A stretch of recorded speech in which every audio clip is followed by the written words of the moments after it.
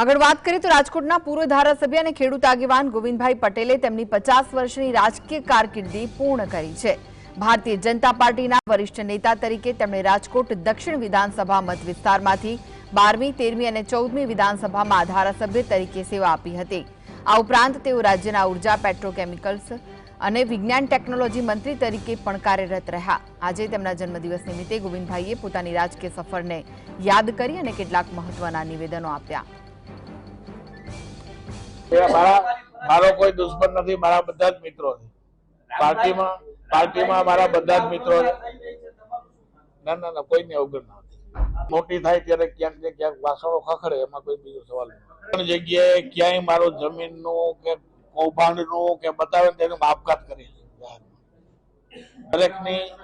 દરેક વ્યક્તિની પ્રકૃતિ ઉપર આધાર હોય છે। કોઈની પ્રકૃતિ લડાયક હોય તો લડી બતાવે, કોઈની પ્રકૃતિ બીજી રીતે કામ કરવાની એ રીતે કરે। પ્રકૃતિ ઉપર આધાર હોય।